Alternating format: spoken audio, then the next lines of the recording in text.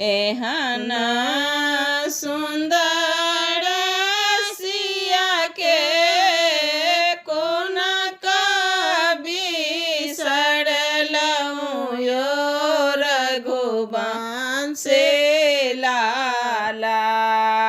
एहना सुंदर सिया के कोना कभी सड़लऊँ यो रघुवंश लाला। एको पल रहलो ना जाए ओ रघुवंश लाला। एको पल रहलो ना जाए ओ रघुवंश लाला।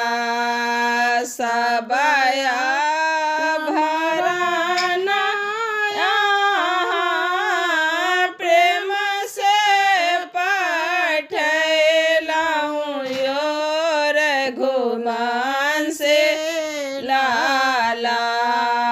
सबया भरना यहाँ प्रेम से पठैलऊँ यो रघुवंश लाला। बहने आहा के लेलन छुपाए ओ रघुवंश लाला। बहने आहा के लेलन छुपाए ओ रघुवंश लाला। मैया यहाँ के साजन किछुओ ना जानथे यो रघुवंश लाला। मैया यहाँ के साजन किछुओ ना जानथे यो रघुवंश लाला।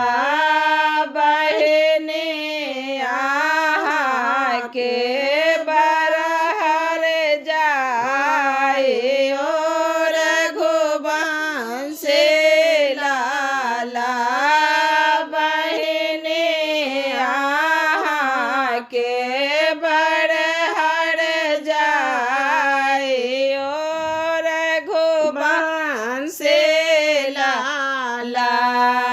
एहना सुंदर रूप कोना कभी सड़लऊँ यो रघुवंश लाला। एको पल रहलो ना जाए ओ रघुवंश लाला। एको पल रहलो ना जाए ओ रघुवंश